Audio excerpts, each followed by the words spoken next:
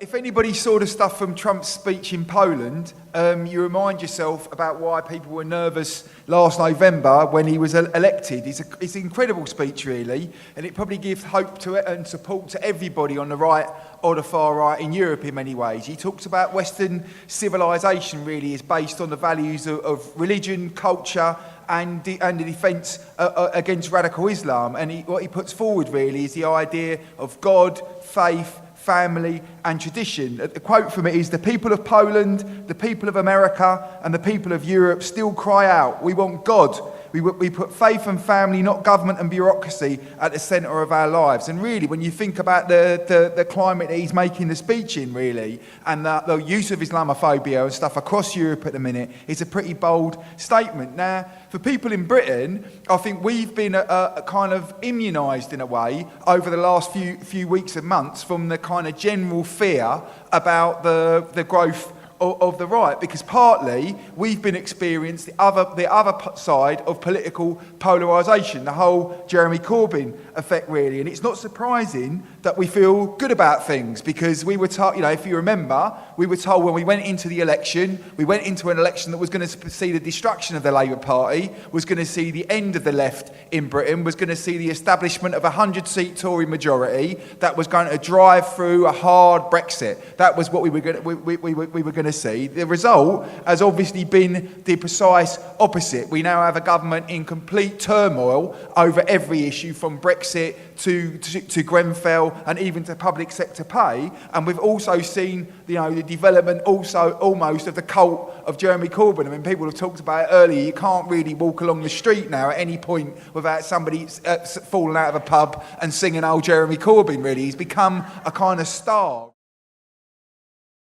And that kind of feeling that there's something positive in the air, something good happening in the air, right, stuff is very important. But I said we have to remember what most people were like when the election was announced. Most people, not just the right inside the Labour Party, but most people who would describe themselves as real supporters of Jeremy Corbyn, most of them were on the floor when the election was announced, and most of them thought the Labour Party was going to be annihilated, and that what we were going to have was a culmination of what was seen as a massive right-wing drift that happened after the EU referendum and stuff about it. And that kind of atmosphere is one that's developed over the last period. It was summarised by the fact that on the night that Trump was elected, many people were talking about the period but looking very, very much like the 1930s. Some people even talked about it being a kind of midnight of the century process. And what you've seen over the last political period is, after almost 10 years of austerity, is you have had a big political polarisation, right? Stuff that has happened at a global level. I mean, many pundits sort of celebrated the election of Macron and the sort of surge for the centre, as it were, inside France in the recent presidential elections. You've got to remember that this happened at the basis of the almost complete destruction of previous political parties, and the fact that Macron really made up his own new party on the back of a fag packet a few months earlier and stuff about it. But you've had this entire process, really, where mainstream political parties, because they have gone along with austerity and been branded as pro-austerity, have been torn to sunder in country after country over the last period. And one feature of the destruction of those parties is their capitulation over a whole number of issues, centrally of racism, on the questions of immigration, and on the questions of Islamophobia. And, we've seen quite stark examples of it. We saw the other summer and stuff, our London people really encouraging the most horrendous thing around the burqa ban on the French beaches and that kind of stuff. In this country, our own version of it was, kind of the classic, more mild-mannered version, when the Labour Party produced its little anti-immigration mug, and Ed Miliband was going around saying what a wonderful idea opposing immigration was. But these retreats really have continually legitimised the kind of right-wing populist and racist ideas that we've seen in their response. And it's not just the capitulation of the right wing inside the Labour movement or the Social Democratic movement. In quite a lot of times, even the left inside the Labour Party in Britain, quite key left-wing figures, have generalised from both the EU referendum and other issues by saying that really white workers are racist, they're anti-immigration, they've got problems with Islam, etc., etc. We have to make concessions over these issues. And if you go through a kind of timetable from last summer onwards, it isn't really surprising that in a number of places, and I'm going to leave out loads of examples, but you had the situation in May 2016, you get Hofer, the candidate of the Freedom Party in Austria, coming within a hair's breadth of being elected president, a Nazi being elected president of Austria. They did much worse in December in the rerun and stuff about it. June 2016, you had the EU referendum, and I said, whatever your arguments around the referendum are and stuff, it was certainly the case that the debate was absolutely toxic. All the main political, the main kind of front people for the main Leave and Remain campaigns threw in the most horrendous anti-immigrant racism, and you had the murder during the election of Joe Cox, a Labour MP, right, and stuff, with somebody shouting Britain first as they killed her. And after the EU referendum, you have a big spike in hate crime and Islamophobic attacks and the rest of it that went through. November, you get Trump's election, and the May just gone, you get Le Pen in the runoffs of the French presidential elections. Therefore, for a lot of people, of course, we've experienced a left-wing polarisation around elements as well, but for lots of people, when they look at the picture of the world around them, they get a situation where it seems the right often seem unstoppable, right, stuff. It seems that you can't stop the rise of the right. And like I said, the high point of that, really, for most people, is the moment when Donald Trump was elected. And in the same way as in the Scottish referendum and the EU referendum and the British general election, etc., nobody expected it in the polls, right, and stuff. Again, the kind of shocking fact that any pollster or political commentator seems now to have absolutely no understanding of what's going on in their country at all. And Trump comes from being a laughing stock during his campaign, right, and stuff, into being the person who gets the nomination for the Republican Party and eventually wins the election. And when you look at the election, it was stark in how vicious it was, right, and stuff. When you centre a campaign on nasty racism and misogyny, the idea that one of your central election slogans is to build a wall to keep out Mexicans, or on previous statements you've made about them being drug dealers, etc., etc., etc. And you also get a situation where the whole question of Islamophobia and what led to the Muslim ban and the rest of it is at the centre of the campaign. It was a nasty, nasty campaign. Part of it was, though, is alongside all the vicious bigotry that Trump came out with during the campaign, in an almost mirror image of what Bernie Sanders did inside the Democratic Party. At lots of times, what Trump was able to do was vocalise the despair that millions of ordinary people and millions of ordinary voters feel, those that were described as having been left behind. So even though you've got Trump, who is a billionaire, he gets up there as the everyday man, talking the everyday language of everyone else and caring about those people who have been left behind, famously going to the Virginia mining areas and stuff and talking about reopening the pits and stuff, and how he cared when other people didn't. The rallies that Trump had obviously were one of the things that must make most people have a little bit of a thing in their head about the idea of it looking like the Nazis in their heydays. The rallies were huge events, lots of ordinary people drawn into the events. They were very violent events as well and stuff, really whipping it up, protesters being beaten, right, and stuff, and thrown out of the events, and actually Trump seeming to enjoy himself more and more, and actually threatening to, arguing with people to throw him out, kick him out, etc., etc., as it went on.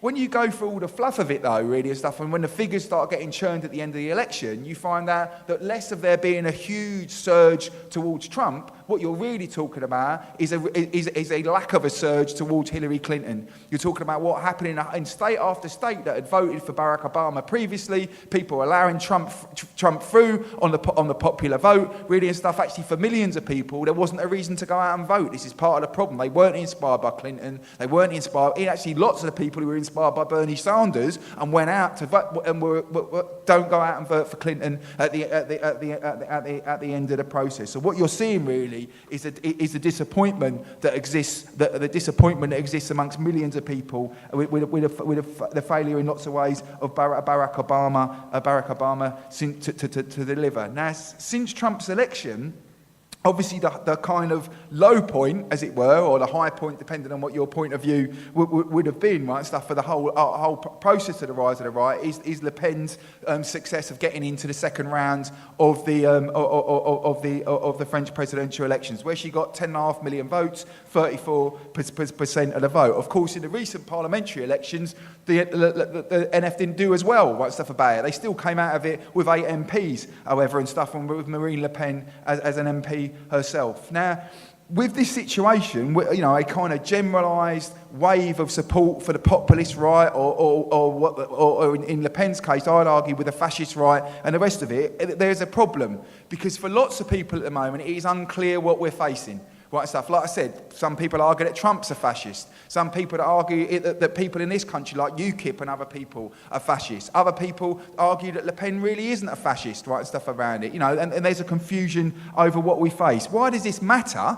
It's not just semantics about it, because the kind of enemy you're facing, it means the kind of tactics that you use against them are shaped in that way, right? So it's very important that we try to look at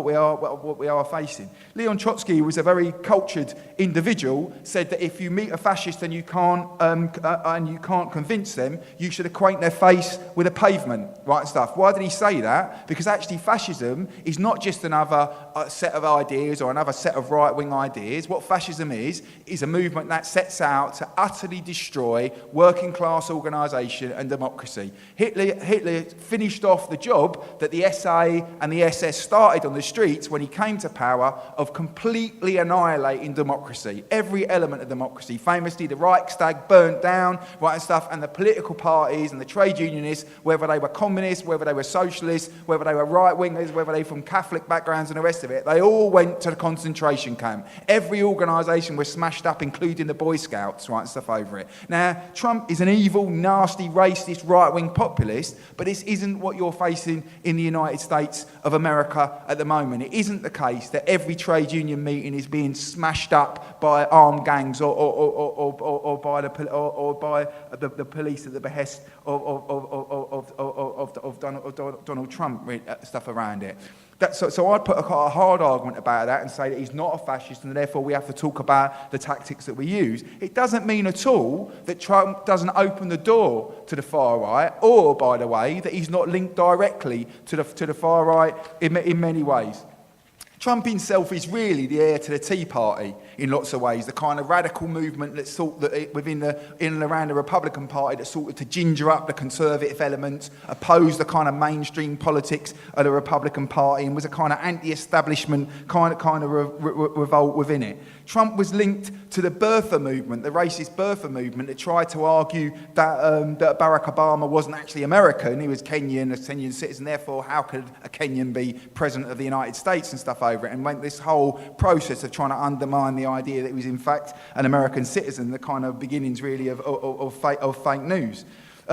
Steve Bannon is a man who ended up in the White House alongside, as a leading figure alongside Trump, no matter what the history of it is since. Steve Bannon took over the Breitbart news website from Andrew Breitbart, a leading figure in the Tea Party after his death. He really made it the kind of central, respectable face, as it were, and stuff of what's now been called the alt-right, right, and stuff over it. And that position that he got himself led him to the attention and a direct link with Trump, and like I said, ends him up in the White House. But the Breitbart website defends a man called Richard Spencer against the idea that he is a racist, right? So accusations that he is a racist. Richard Spencer runs the National Policy Institute, the NPI, in the United States.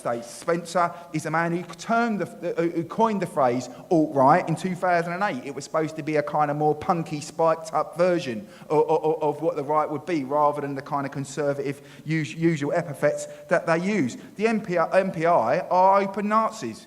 right, and stuff about it. These are people who argued that after Trump's election that we should party like it's 1933, right, and stuff around it. And so what you've got in this situation is a link between the fact that Trump opens up the door to these figures. The alt-right itself, which is centred on the idea of, pro-Hitler, Nazi-loving, KKK members, etc., also has a much wider periphery and networks of individuals, right, and stuff over it, who are linked through the ideas of Islamophobia, right, and stuff. Always the ideas of Islamophobia are seen as a soft edge, right, and stuff that the hard centre can wrap itself around. And like I said, you come back almost in a circle then to the speech yesterday in Poland when he hammers again the idea of Islamophobia, defended against radical Islam, etc. So Trump himself isn't a fascist, but he certainly opens up the door to whole elements of the hard right to get a much wider audience.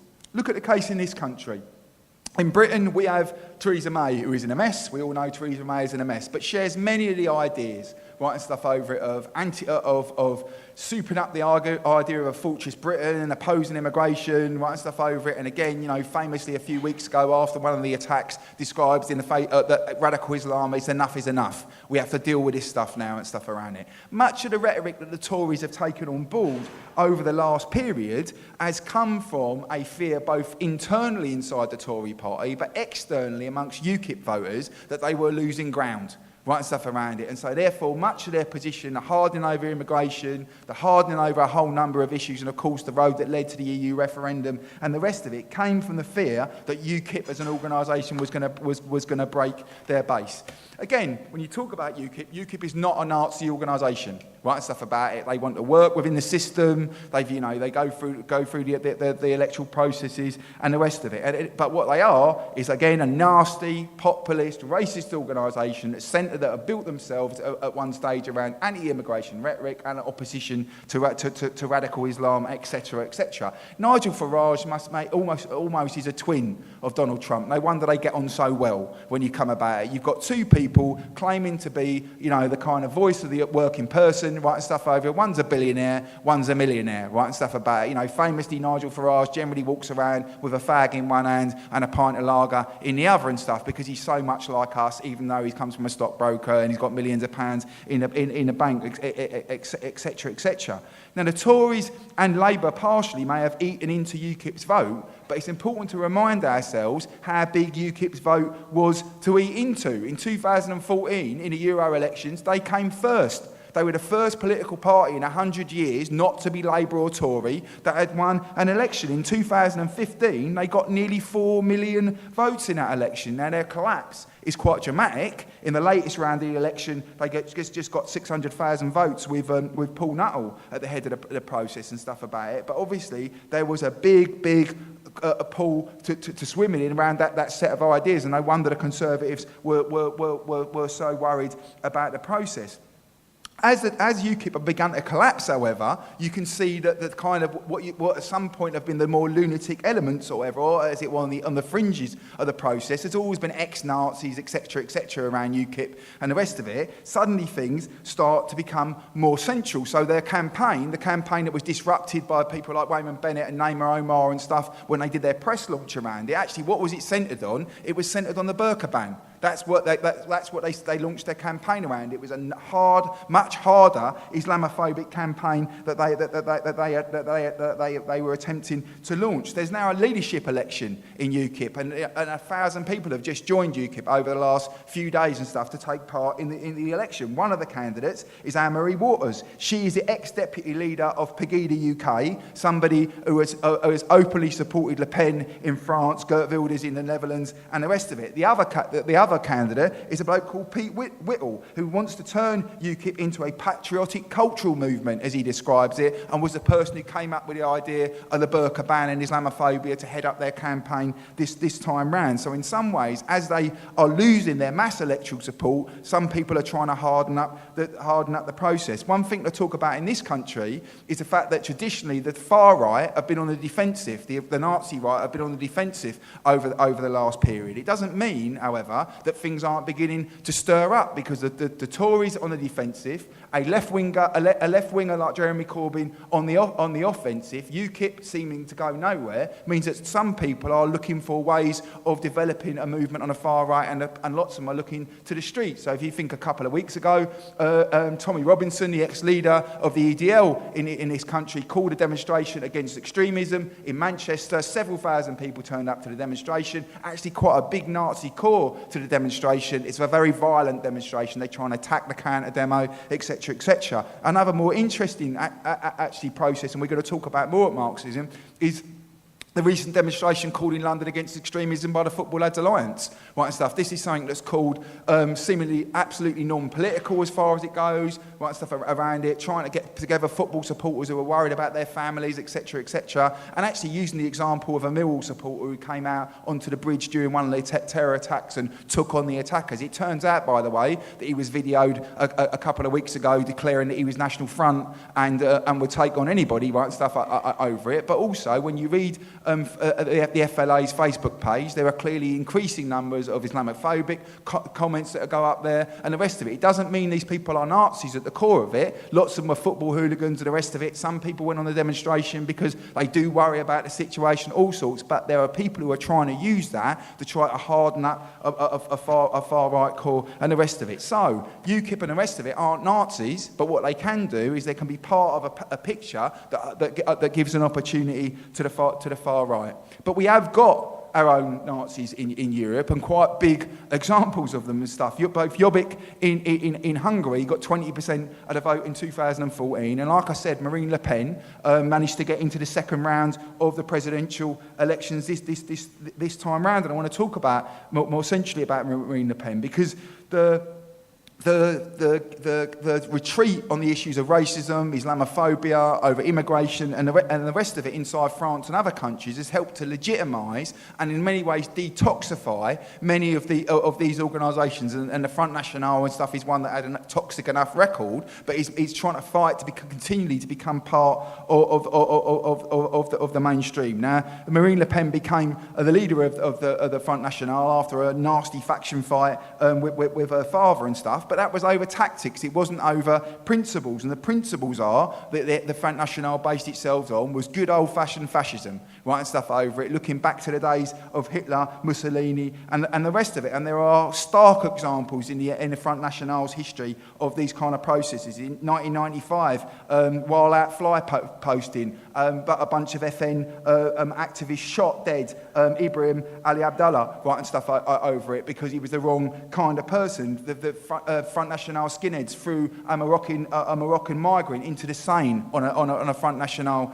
demonstration, and they still have a security team or a security guard team of something like 1,500 people who have arms, caches, all kinds of weird and wonderful stuff. And what you get constantly with the Front National is a interplay between their attempts at respectability on the one hand, right, and stuff, and then their attempts to harden up a political base, a Nazi base at the same time. So what you've continually had historically is slips by them. Famously, the senior Le Pen made the famous comment about the Holocaust being a detail of history. Actually, in more recent times, Marine Le Pen has talked about the idea of non-European diseases being brought in by refugees into France. And a few weeks before the election, made the most incredible comments about the fact that the French government and French officials had nothing to do with the Holocaust itself, even though the French police rounded up Jewish people in Paris and stuff and sent them off to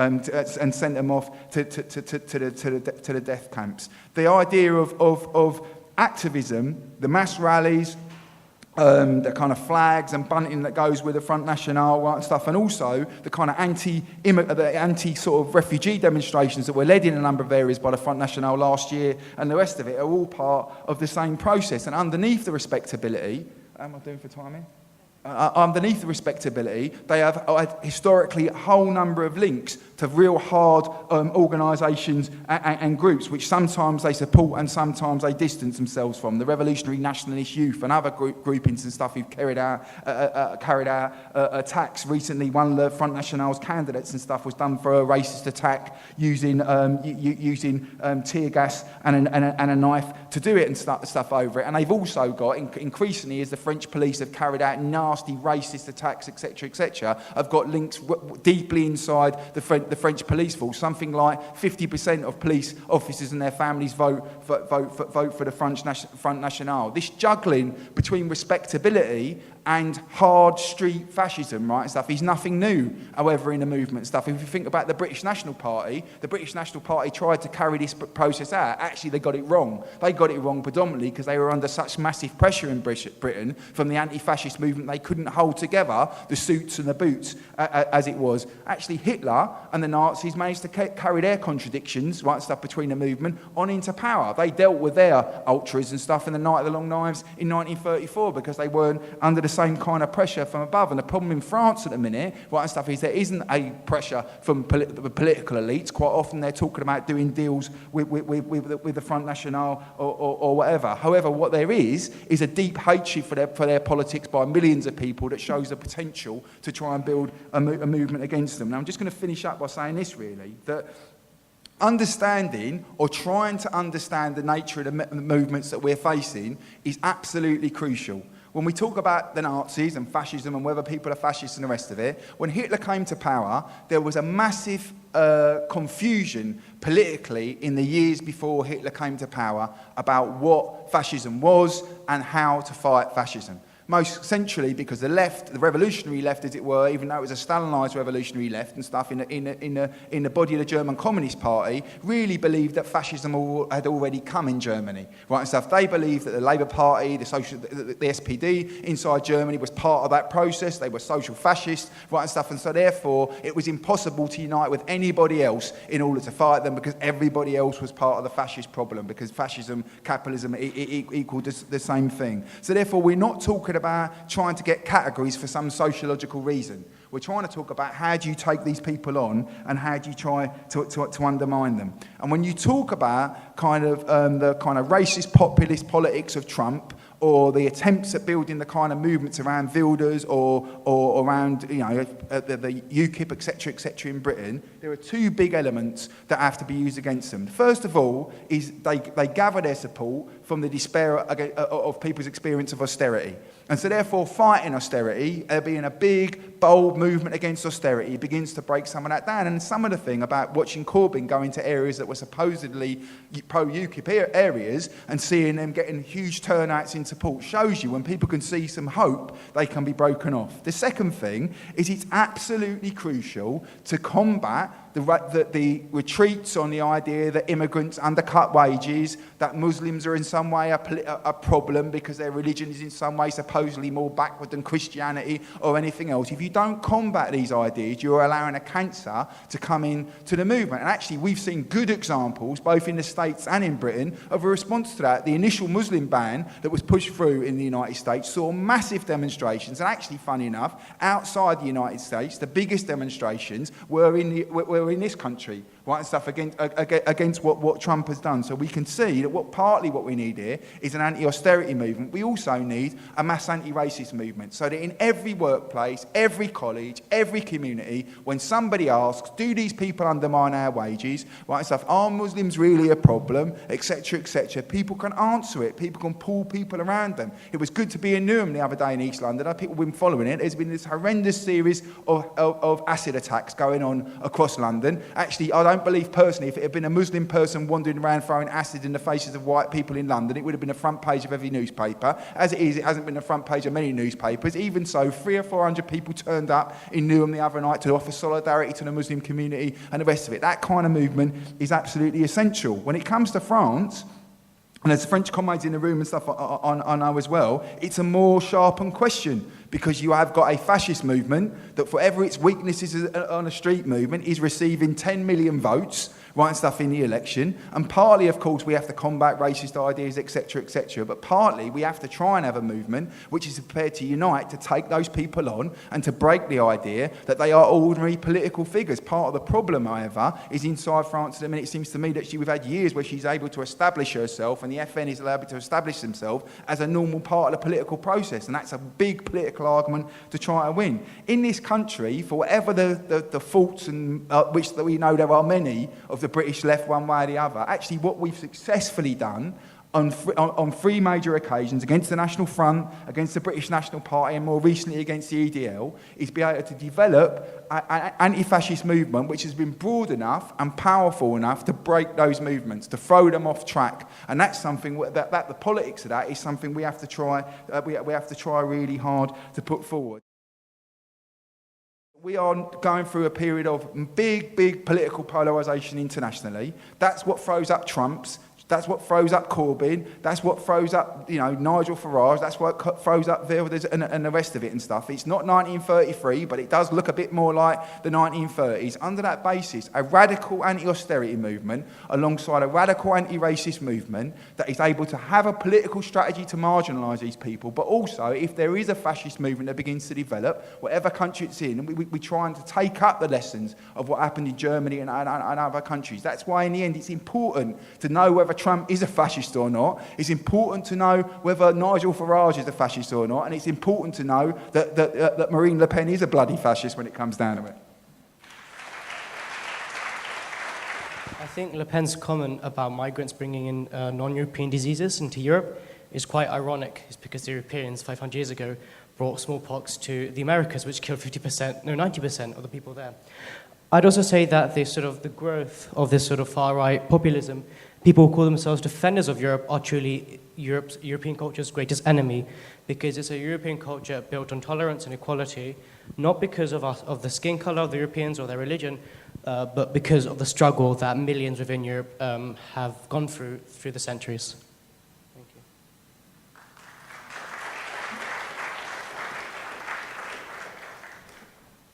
Who wants to speak? Yeah. Just a quick thing on the Football Lads Alliance. There's a book there on the EDL, mainly around the EDL, and there's a few problems with it, but it gives a good example, because they spoke to people in the UAF, Unite Against Fascism, of how the EDL was really reduced to the rump it is. So that's not a bad place to start in terms of thinking through the FLA, which is a different body, but as people have said, carries many of the characteristics. Well, certainly some of the early characteristics of the EDL. And as Michael pointed out, a bit of a problem when your poster boy is revealed to be a National Front piece of shit, frankly. That's a bit of a problem for the FLA, and hopefully something, not for the hardcore, but hopefully something we can work on in terms of contradictions. The thing about the Trump speech is absolutely right, and also it's not clear yet, but there's a number of reputable sources saying or arguing that one of the people who advised Trump on his speech was an anti-Semitic historian, inverted commas historian, anti-Semitic historian, a professor in America. And again, it's true, you've got to be, I know myself, you have to be 101% clear on, as far as is possible, what constitutes a fascist, what constitutes, in a sense, far-right populist. Fascists, as we know, don't believe in the leadership principles, been pointed out, don't believe in parliamentary democracy in any way whatsoever. The whole Führer principle, great men, and it's men, great men are born to lead. Hitler, Mussolini, and so on. Women are supposed to do other things, of course. The whole thing about the Aryan supremacy, the white race, and all the rest of it. Different, as filthy as they are, different from some like Farage. He may not like it, but does accept, for now, parliamentary democracy, does accept elections, isn't as has been said, organising, hasn't organised stormtroopers to take people on. Right, Conrad, can you wind up? All right. The last quick thing I think is the stuff about Le Pen.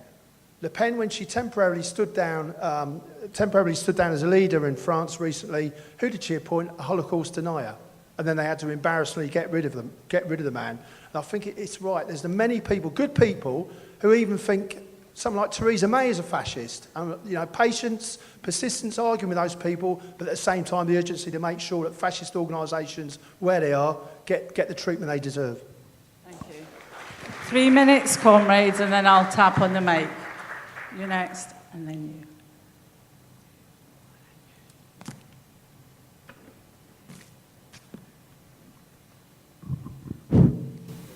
I am reminded when I look at the likes of Trump and Le Pen and Farage of a quotation from Julius Caesar when he says to Mark Antony, "Yond Cassius, he has the look of one of whom he is lean and hungry."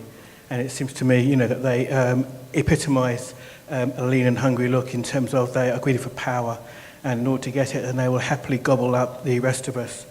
But leaving that aside, those three that I've mentioned, Le Pen, Farage and Trump, have been able to pose themselves as rebels against an elite who, and furthermore, against an elite who do not believe in their own rhetoric of democracy. Furthermore, Le Pen and Farage specifically, but also Golden Dawn in Greece, they have made numerous anti-austerity rhetoric.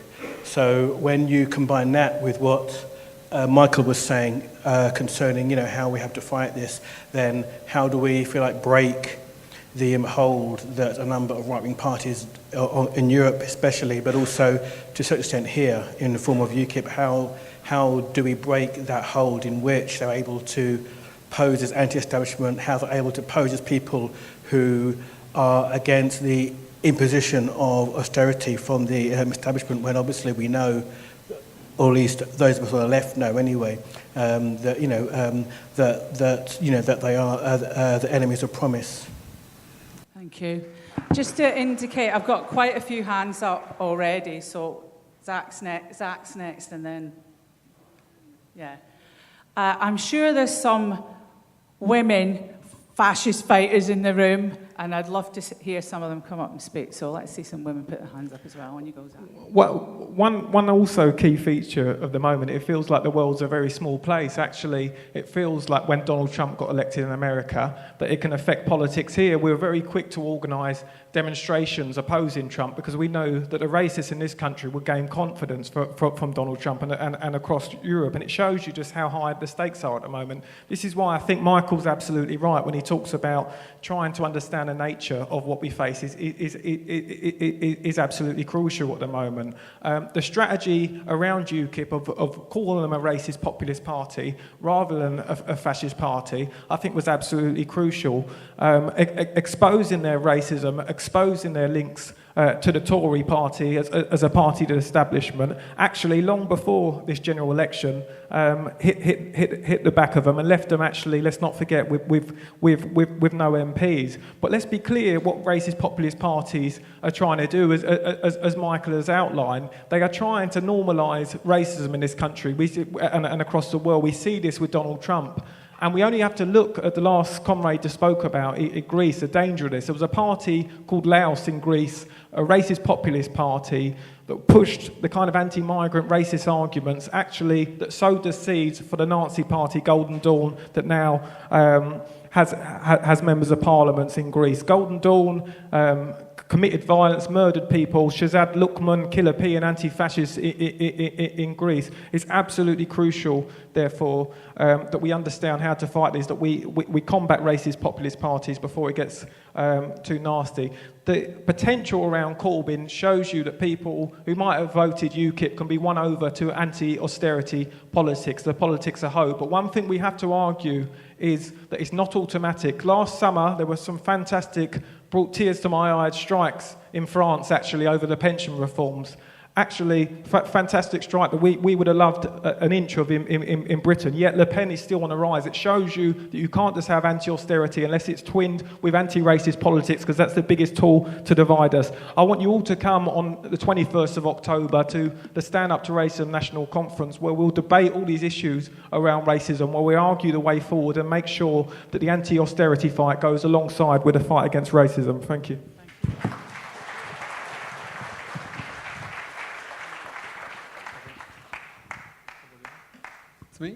Okay. My name is Volkert Mosler. I come from Marx 21 in Germany, and there's also a very strong right-wing new party. It wasn't mentioned, but I try to give you a short description. That's the AfD. It started in 2013. It draws between 25% and 7% in the Länder election. And in national polls, it had half a year ago 15%. Now it has, thank God, 7%. It was halved over the last half year. And we find it quite difficult to determine what it is, because it is not either fascist or right-wing populist. It is in between, really, because you have once it started as a right-wing populist UKIP type of movement, and then it split in 2015, and the more moderate right-wing UKIP type of people were expelled from the party, and then now you have the leadership, I would think, hardcore racism, Islamophobic leadership in this movement, and it's probably for the first time that there will be a hardcore Nazi group be elected into the national parliament in autumn when we have general elections. Because on the other side you have the other half of the AfD is hardcore fascists. And how do we recognize them? This is very difficult, because after the Holocaust and after the Second World War, all the fascists say there are no fascists. I haven't come around a single bigger fascist organizations who would sort of claim their origins in the Third Reich and in the Hitler movement. Everybody says we are respectable and we have nothing to do with this. And how do you recognize? The real difference is that the right wing, the fascist right wing, they are building a mass movement at the moment not by themselves as a party, but they support the Pegida demonstrations, which is a mass movement, Islamophobic mass movement in the streets, and they unite also with the Identitäre movement. I don't know how it is said in identity movement. I would translate it. It's an organization which came from France and Austria and now Germany. There are hundreds of young people organized, and they behave quite in a disciplined way. They have no uniforms, but they sort of half uniforms they wear, and they destroy left-wing demonstrations, and they go into cultural events where refugees are supported. So they are quite a problem. But the AfD doesn't connect directly, but the fascist wing says we support them, and they support the fascist wing inside the AfD. So I think it is not easy to make the difference between what is fascist and what is not fascist. I usually say I smell it, the difference, but that's not good advice to give to you. Thank you.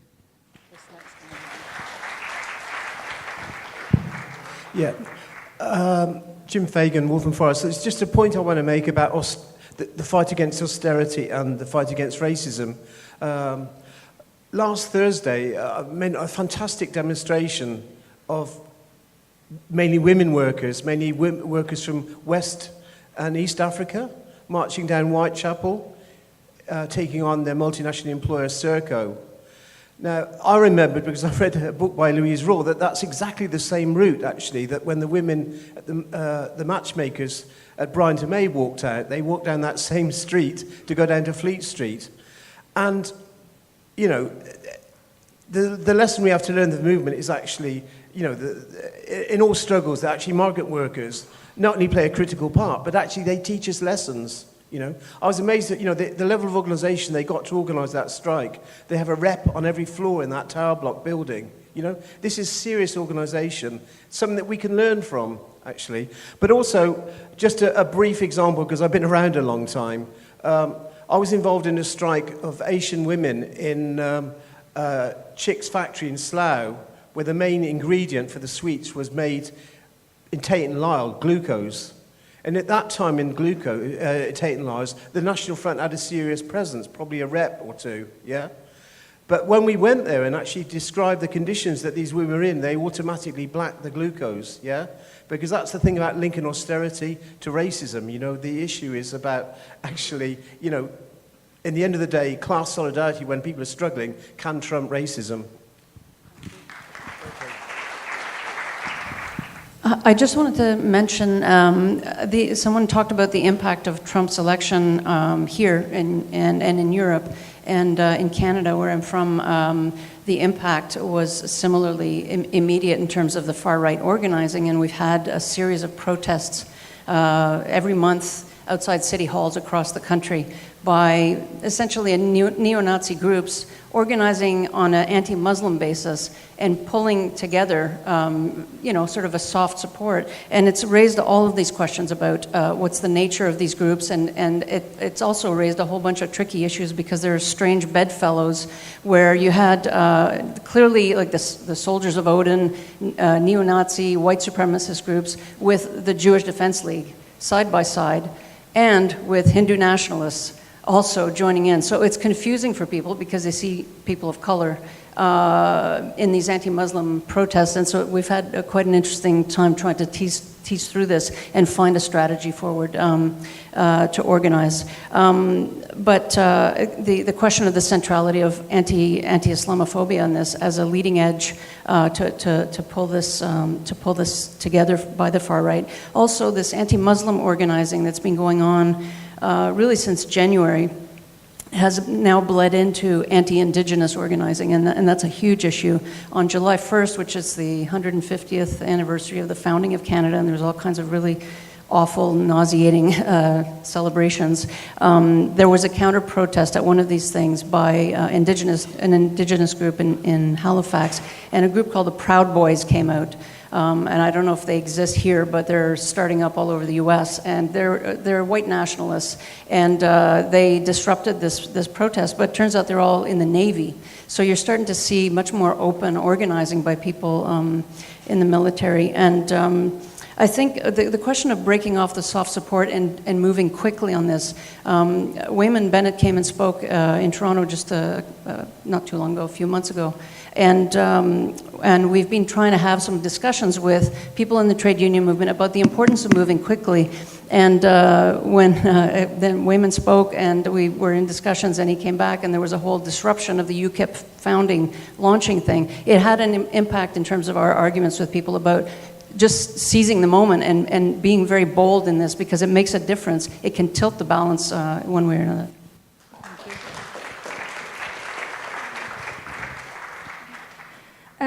I only want to say a few things about the examples that people are raising and how the things that we've built are really important to come together. So, for example, in Norwich, we have a very strong Stop the War group, and within that, there's those people in the unions we've worked with, and then we're working with the Refugees Welcome here. So the experiences of our community mean that we can call on all those who are involved, and we can have the vigils outside City Hall, and we can get people together, and we have a united front. So I want to ask if other people have had similar experiences of how they're bringing together all their forces, because I think we should be really confident about the things and those things that we've built. And we've had great success with Refugees Welcome here because we've got lots of people from that community who are becoming more confident. So I just want to ask people if they could come up and say something. Thank you. Hi, Rob Ferguson from Newham. It is true, of course, that there are other forms of threat to working class organisation and to the working class, whether it be military coups, authoritarian governments, and so forth. And in some circumstances, those forces can turn to Nazi organisations with a base in order to reinforce their rule. However, that requires a Nazi organisation to exist. Those other threats we have to distinguish, because each of these threats have to be fought and resisted by certain means and forms of working class organisation. And here I want to turn back to the Front National and France, because it is often argued against labelling the Front National as Nazis, that they have this respectable image. And it's important to trace back the development of Nazi and fascist organizations that have always had to confront the problem of the relationship between their hard Nazi core, the wider base, and how to turn increasing numbers of that wider base into a hardened Nazi core in turn. And there's a tension in it because it's not a natural, even process. You know, even Himmler, at the height of Nazi strength in the 30s, complained to his closest Nazi core, "Every German knows one good Jew."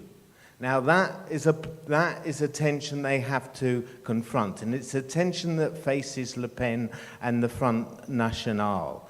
And therefore, on the one hand, Marine Le Pen will distance herself from Jean-Marie over the question of the Holocaust. She never expresses any sympathy with the victims, and as Michael has mentioned, only a couple of months ago, she denied that the French state played any role in the roundup of Jews. Actually, the entire Paris police force was used to round up Jews and send them to Auschwitz. And this tension confronts her. Because at the grass, she's speaking, it wasn't an accident, by the way. She was speaking to the people around her, Nice in the south of France, and to the grassroots hardcore. 1/3 of those who joined grassroots organizations of the Front National left in quite soon order, precisely because they thought it wasn't a Nazi organization, and then when they joined it, and that they were confronted with the reality on the ground. And it's this tension. The condition for us of breaking that tension is to name who they are and mobilize to prevent them having a platform for preventing them marching, so that they are never able to offer themselves to any state, to any authoritarian government, to any ruling class to use against us.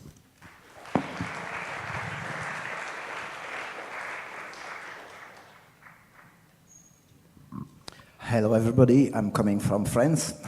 So from the heart of the beast at the moment, there would be a lot of things to explain about the question of National Front in France. So I just invite you, there is a comrade, Vanina, who is talking about this subject on Sunday.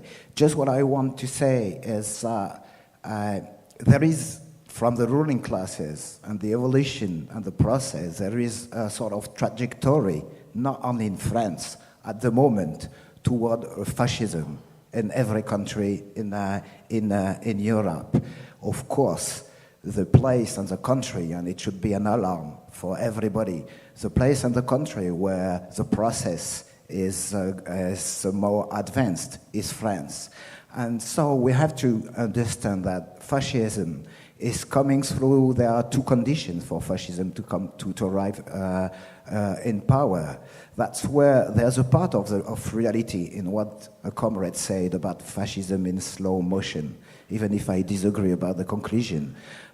Because the first thing and the first part of the question is that fascism is coming in power in conditions of such a crisis of capitalism that the contradictions, the class contradictions, can be solved in the field of parliamentary politics. That's the first condition. And the second condition is to have such a mass fascist party able at this time to brought in activity a part of the society around the state, around the nation, and against another part of society, against traditionalists, against migrants, against black people, against the Muslims, and so on and so forth. And these two conditions are not mature, totally mature in France, but they are in advance. And if you're looking the kind of government we have at the moment, that say that they were governed by order, this new labor law against the workers, the state of emergency, the lack of democratic rights, the role of the police, when you say maybe it's a strong state, it's a kind of fascism in slow motion. But we have the second factor in France, is a question of National Front, and I will not go very long about it. Just, you know, 11 million votes at the last presidential election. The kind of party that begin to be built on a mass audience. It's still not an activist party, being able to go into the street and to, you know, with street fighters on a large scale and so on. But it could go very quickly. So that is these two situations and these two conditions. That's why, you know, fascism in slow motion is not enough, because we have to fight against all this evolution, against racism, solidarity with the migrants, solidarity and fighting in workplaces against the attacks, against austerity measures and so on. That's the ground on which fascism is growing. But we have to confront, to prevent a mass party and a party to be able to be built. And that's what is the trouble at the moment in France. But the forces, and I want to finish about this, not to have a dark picture of France at the moment. You know, all of you know the kind of movement we had last year. This movement didn't disappear. There are hundreds of thousands of activists in France able to fight, being ready to mobilize. And in this election, for the first time for years, a new generation of young people, not on a mass scale, but decided to organize in a presidential campaign some demonstration against National Front meeting, with not big demonstration. It was 2, 3, 5,000, but young people decided to confront the fascist meeting. That's new, that's hope.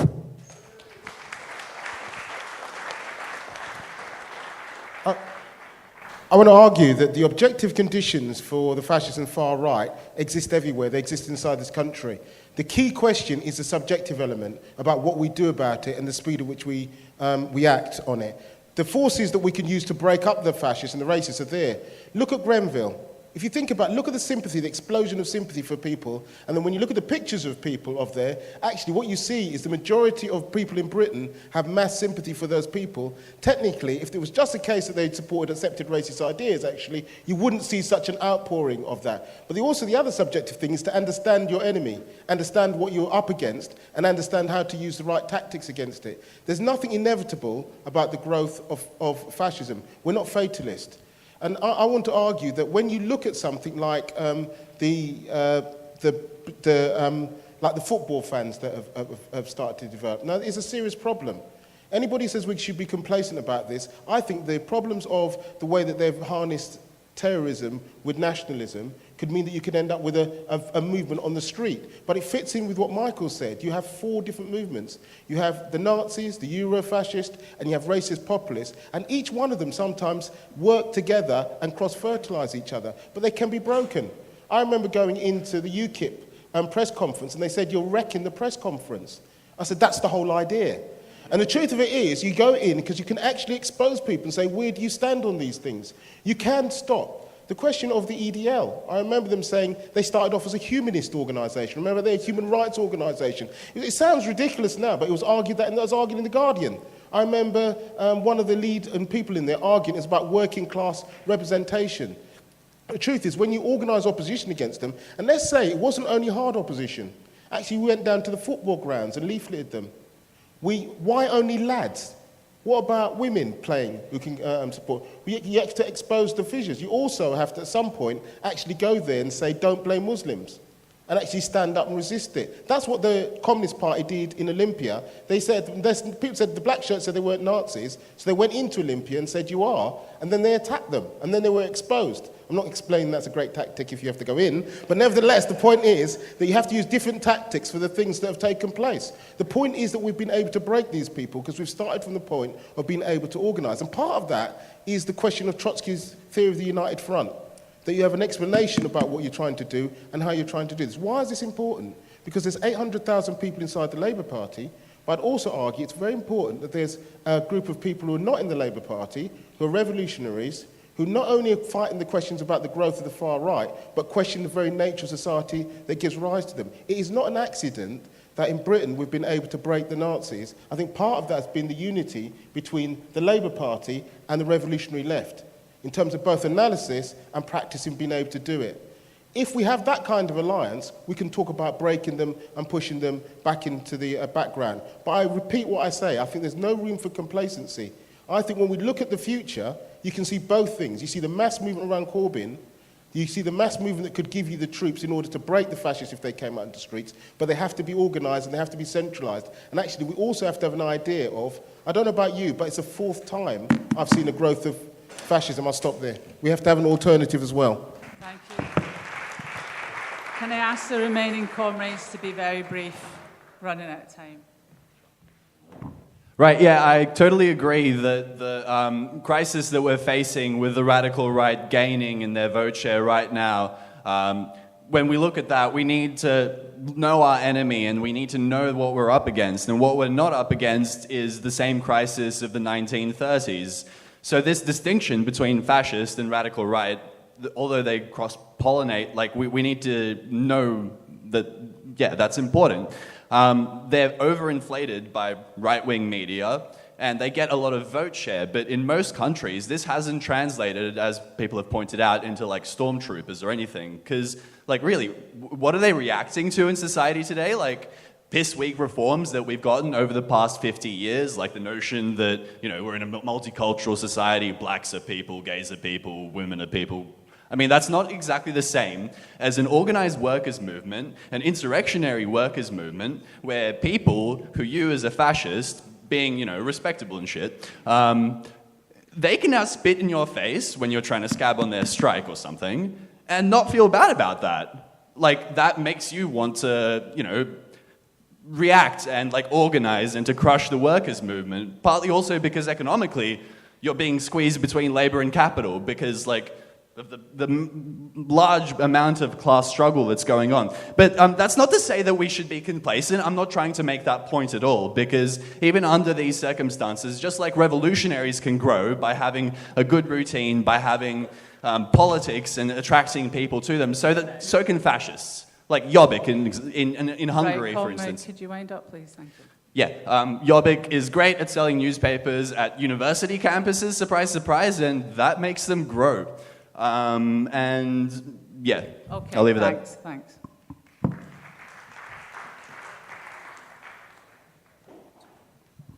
I wanted to come back to what Wayman was talking about and the subjective element of being able to mobilise groups of people that want to fight racism and fascism in a united front, in a broad approach, in an inclusive, united approach, has been something that is absolutely crucial. I come from a place called Chesterfield in Derbyshire. And in the general election up the road from me, we have an MP, a very good MP, left-winger, Dennis Skinner, who has been a Labour Party MP since God was a boy, and still is, and very effective in many ways, you know, speaks on an awful lot of platforms, good on an awful lot of issues.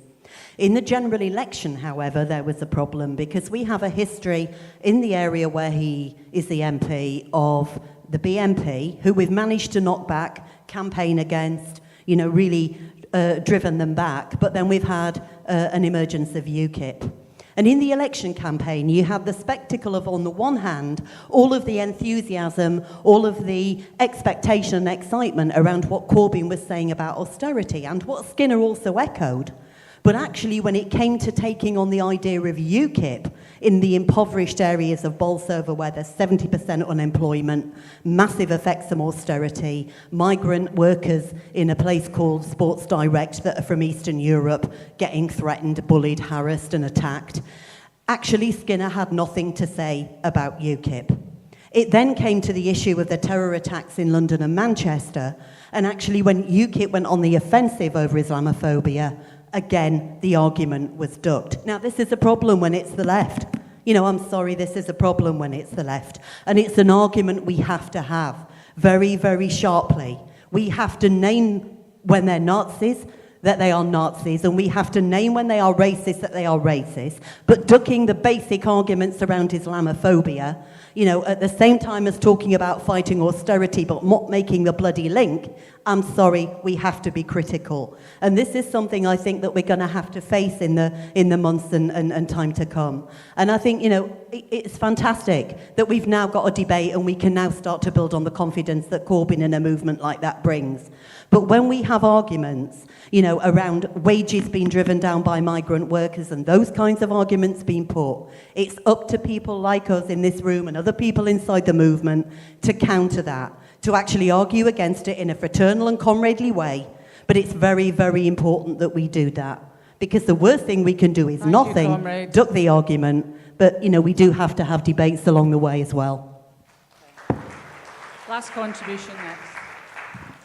I'll be quick, comrades, because I want to just reinforce the point that Denny made from France about the historic project, the goal of fascism, which is the absolute liquidation of any resistance to bourgeois society and to capitalist society. And we should remember that historically fascism has never come to power simply on the basis of a parliamentary majority. It's also come from a street movement and an offer to the bourgeoisie that they have the means to smash any organised resistance to capitalist exploitation. Hitler said he was a revolutionary against the revolution. You know, they use the state as a razor blade against any form of resistance. And how do we identify our enemy? Very simple, their attitude to strikes and whatever. It's quite interesting that the EDL, about 2 years ago, actually made an offer that they were against the strikes and they would be willing to act as strike breakers. This was not a concerned group that were just against, quote, extremism. This was a machine that we didn't allow to crystallise out into that kind of street fighting movement. I don't think I've got much more, any room to say any more. Thank you. Said it before, there's always a link between a movement on the ground and the state in fascists coming to power at any stage. So, of course, you have a horrible state that wants to break up workers' rights at different stages if it faces austerity and the rest of it. And effectively, the fascists have come to power in different stages in a deal with that state. I think at the minute, there's a couple of things to say. First of all, no matter whether you talk about the populist right, populist racist right, or you talk about fascist movements, the absolute centrality for those movements is Islamophobia. That is an absolute central point with them. Opposition to immigration, but at the centre of it, the idea of other. And they're using, let's be clear about it, they're using Muslims in exactly the same manner as the Jews were used during the 1930s, right, and stuff over it. And actually, if we give an inch to that sort of idea, that is the soft end of the wedge. Like I said, you go on to the Football Lads Alliance website, their Facebook page, and you look at the way people are trying to harden those people up, and it is with Islamophobia. It is that every terrorist attack, yeah, it's the Muslims, they don't care, etc., etc. Go look at the pictures and the speeches on the demonstration at London Bridge, which is a big demonstration, 5,000 or 6,000 people on the demonstration. Lots of the people that are speaking are not Nazis. Lots of them are people from a football hooliganism background, etc., etc. But the odd person pops up and starts talking about Islam, they're linked to anti-Islamic groups and the rest of it. It's absolutely essential to see how important that point is. When the comrades spoke from Canada and other places, the real point at the minute is there is a slippage between these groupings and the formations and the way they develop, partly because they're responding to the crisis. They're being drawn in different directions and they're under different political pressures. So it's really important that we continue to develop an analysis of what the right looks like, whether it's the Trumps of this world, whether it's populist movements on the ground, how they begin to radicalise, how they begin to split or develop towards fascism like the German comrades were talking about, right, and stuff and the rest of it. And the last bit really, it comes down to the role that revolutionaries play in that situation. In Britain, it's almost jovial to argue with somebody to join the SWP when 800,000 people have just joined are in the Labour Party, etc., etc. But there's a problem with it and stuff over it. Even the best Labour Party, even the best individuals like Jeremy Corbyn, who's somebody, by the way, with an anti-fascist background who was at Wood Green when the Nazis were taken on there and the rest of it, there are big political pressures on them to give ground over the idea of immigration, give ground over the issue of free movement, even though Corbyn is somebody who was outside Finsbury Park Mosque, by the way, the other day, defending the Muslim community against the attack and the rest of it that happened. What revolutionaries can do is they can analyse the situation and they can and try to put on the positive political pressure in order to mobilise against racism, and at its sharpest end to mobilise against fascism. Historically, right stuff over it, even the best elements of the left have often seen combating the hard right as been a matter of just simply political argument, simply beginning to put a parliamentary opposition, etc., etc. When it came down to historically to breaking the National Front in this country, the British National Party, other formations, it has come down to try to get a fusion between youth, sections of the reformist trade unions and Labour Party movements, and within the core, a revolutionary organisation. So under that basis, there's a real reason to be a revolutionary. There's a real reason to be a part of the organisations like the SWP, because if you want to build united activity against racism, if you want to build united activity against the far right, if you want to be immersed in a set of ideas that have had success in breaking the far right and stuff over it, then we're part of a rich, ruddy tradition, which isn't just about reading books in the past, as important that is, but it's about the politics of today, which is why we've been part of marginalising the NF, why we've been part of marginalising the British National Party, why we're at the centre of marginalising the EDL, and why we're trying to analyse formations like the Football Lads Alliance and other things now and begin to develop strategies that can combat populist racism and combat the Nazis as well.